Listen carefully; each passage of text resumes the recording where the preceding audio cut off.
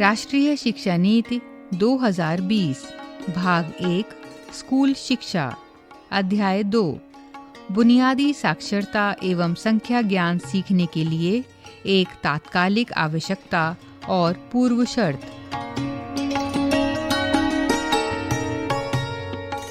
तो आइए सुनते हैं इसका ध्वनि पाठ। पृष्ठ संख्या 11। 2. बुनियादी साक्षरता एवं संख्या ज्ञान सीखने के लिए तात्कालिक आवश्यकता और पूर्व शर्त। 2.1 सभी विद्यालयों के छात्रों द्वारा पढ़ने और लिखने और संख्याओं के साथ साथ कुछ बुनियादी संक्रियाएं करने की क्षमता आगे की स्कूली शिक्षा में और जीवन भर सीखते रहने की बुनियाद रखती है और भविष्य में सीखने की एक पूर्व शर्त भी है। हालांकि विभिन्न सरकारी साथ ही गैर सरकारी सर्वेक्षणों से यह संकेत मिलता है कि हम वर्तमान में सीखने की एक गंभीर समस्या से जूझ रहे हैं। वर्तमान में प्राथमिक विद्यालय में बड़ी संख्या में शिक्षार्थियों ने, जिनकी अनुमानित संख्या 5 करोड़ से भी अधिक है, बुनियादी साक्षरता और संख्या ज्ञान भी नहीं सीखा है। अर्थात ऐसे बच्चों को सामान्य लेख को पढ़ने, समझने और अंकों के साथ बुनियादी जोड़ और घटाव करने की क्षमता भी नहीं है। पृष्ठ संख्या 12।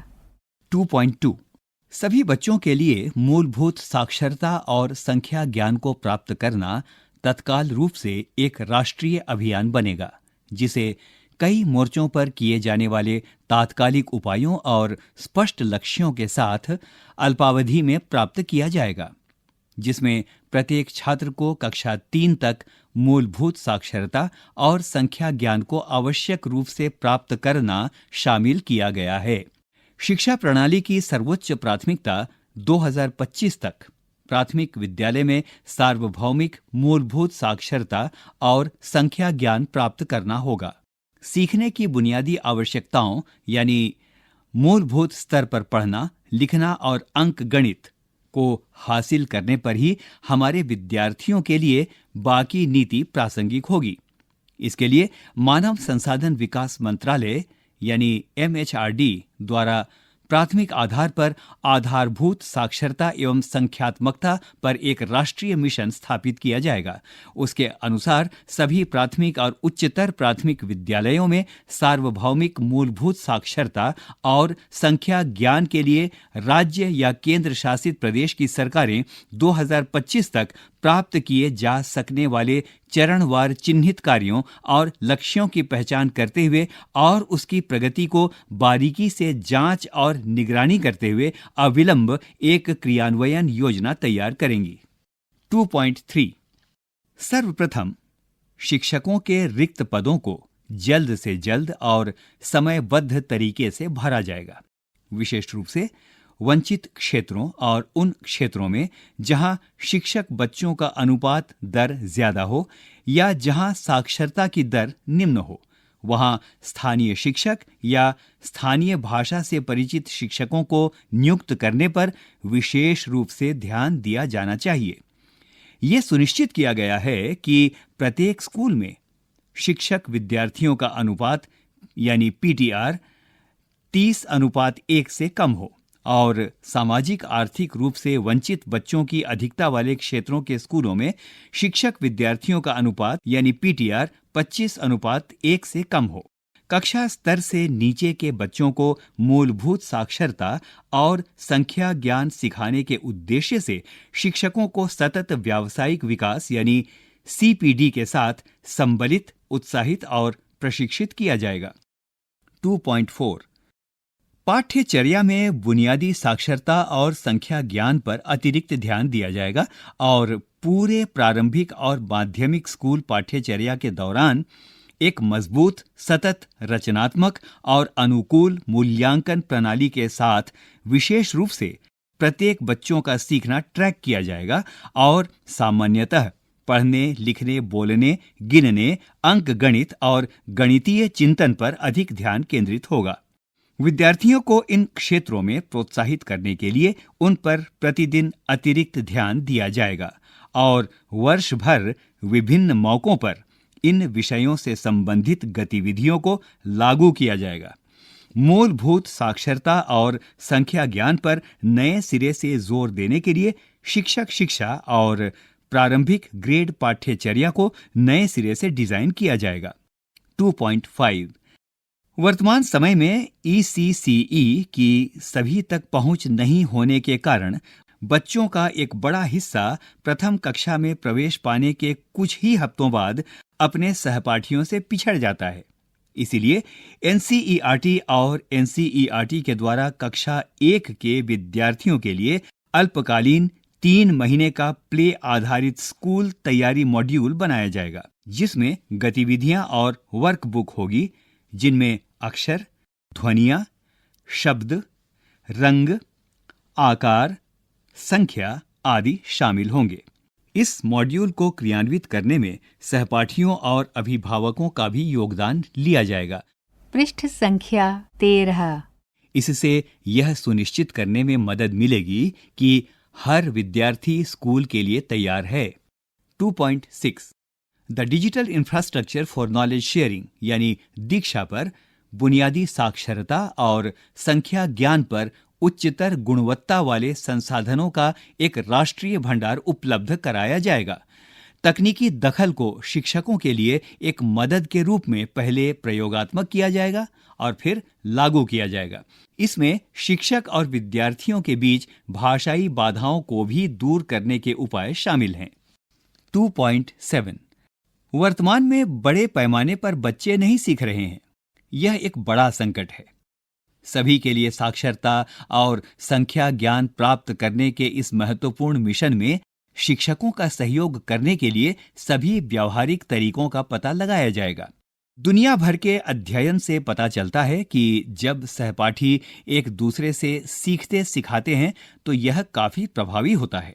इस प्रकार प्रशिक्षित शिक्षकों की देखरेख में और सुरक्षा पहलुओं का उचित ध्यान रखकर साथी छात्रों के लिए पीयर ट्यूटरिंग को एक स्वैच्छिक और आनंदपूर्ण गतिविधि के रूप में लिया जा सकता है।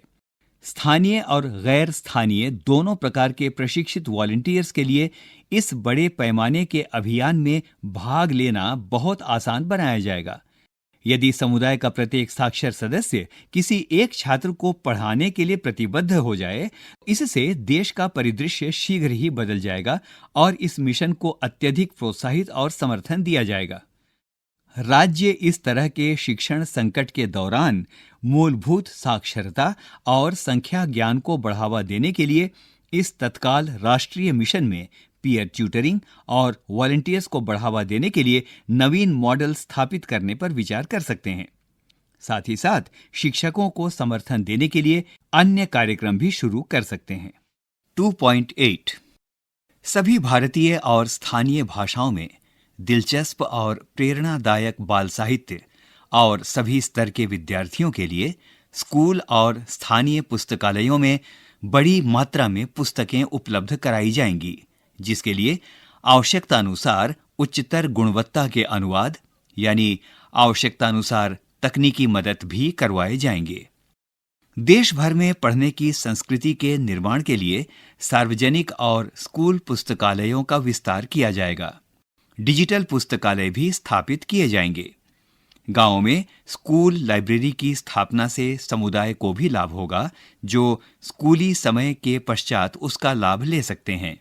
बुक क्लब के सदस्य इन स्कूली या सार्वजनिक लाइब्रेरी में मिल सकते हैं, जिससे पढ़ने की संस्कृति को प्रोत्साहन मिलेगा। एक राष्ट्रीय पुस्तक संवर्धन नीति तैयार की जाएगी और सभी स्थानों, भाषाओं, स्तरों और शैलियों में पुस्तकों की उपलब्धता, पहुंच, गुणवत्ता और पाठकों को सुनिश्चित करने के लिए व्यापक पहल की जाएगी। 2.9 जब बच्चे कुपोषित या अस्वस्थ होते हैं तो वे बेहतर रूप से सीखने में असमर्थ हो जाते हैं।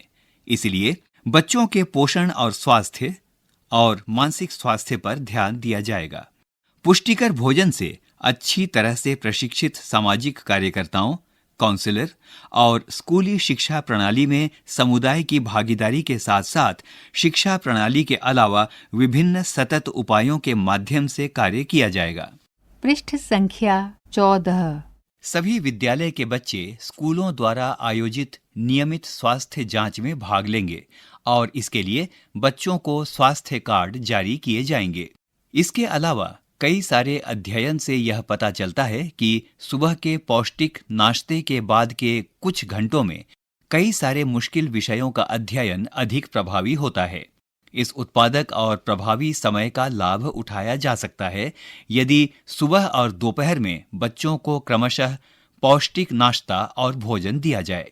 जहां पके हुए गर्म भोजन की व्यवस्था करना संभव नहीं होगा, वहां सादा लेकिन पौष्टिक विकल्प जैसे गुड़ के साथ मूंगफली, गुड़ मिश्रित चना या स्थानीय स्तर पर उपलब्ध फल उपलब्ध कराया जा सकता है। सभी स्कूली बच्चों की विशेष रूप से 100% टीकाकरण के लिए स्कूलों में नियमित स्वास्थ्य जांच कराई जाएगी और इसकी निगरानी के लिए हेल्थ कार्ड जारी किए जाएंगे। अभी आप सुन रहे थे राष्ट्रीय शिक्षा नीति 2020 भाग 1 स्कूल शिक्षा अध्याय 2 बुनियादी साक्षरता एवं संख्या ज्ञान सीखने के लिए एक तात्कालिक आवश्यकता और पूर्व शर्त।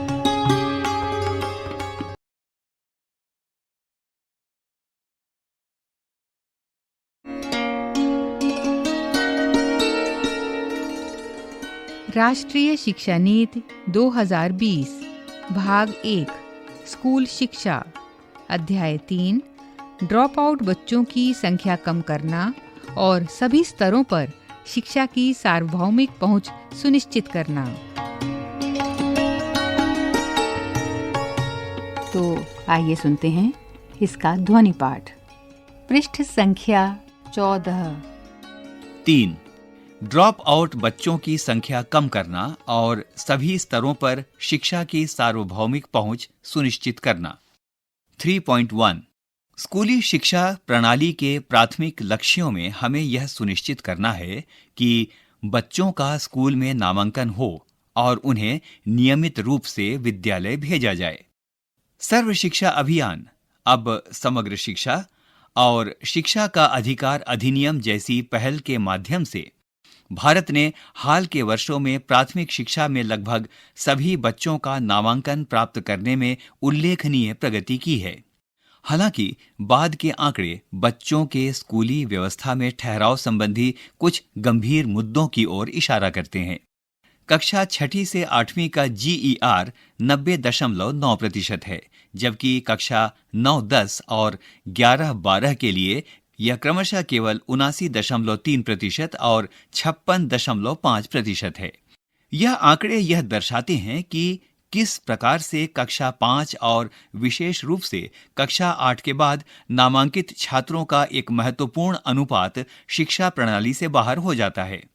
वर्ष 2017-18 में NSSO के 75वें राउंड हाउस होल्ड सर्वे के अनुसार 6 से 17 वर्ष के बीच की उम्र के विद्यालय न जाने वाले बच्चों की संख्या 3.22 करोड़ है। इन बच्चों को यथासंभव पुनः शिक्षा प्रणाली में शीघ्र वापस लाना देश की सर्वोच्च प्राथमिकता होगी। इसके साथ ही 2030 तक प्री स्कूल से माध्यमिक स्तर में 100% सकल नामांकन अनुपात प्राप्त करने के लक्ष्य के साथ आगे बढ़ना होगा और भविष्य के छात्रों का ड्रॉप आउट दर भी कम करना होगा। पूर्व प्राथमिक से कक्षा 12 तक की शिक्षा और व्यावसायिक शिक्षा सहित देश के सभी बच्चों को सार्वभौमिक पहुंच और अवसर प्रदान करने के लिए एक ठोस राष्ट्रीय प्रयास किया जाएगा।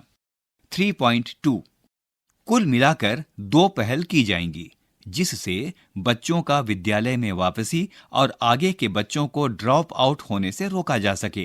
पहला, प्रभावी और पर्याप्त बुनियादी ढांचा प्रदान करता है ताकि सभी छात्रों को इसके माध्यम से प्री प्राइमरी स्कूल से कक्षा 12 तक सभी स्तरों पर सुरक्षित और आकर्षक स्कूली शिक्षा प्राप्त हो सके।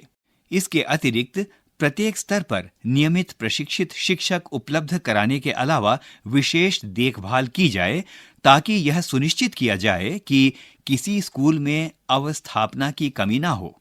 सरकारी स्कूलों की विश्वसनीयता फिर से स्थापित की जाएगी और ऐसा मौजूदा स्कूलों का उन्नयन और विस्तार करके जहां स्कूल नहीं है वहां अतिरिक्त गुणवत्ता स्कूल बनाकर और छात्रावासों विशेषकर पृष्ठ संख्या 15 बालिका छात्रावासों तक सुरक्षित और व्यावहारिक पहुंच प्रदान करके किया जा सकता है ताकि सभी बच्चों को अच्छे स्कूल में जाने और समुचित स्तर तक पढ़ने का अवसर मिले।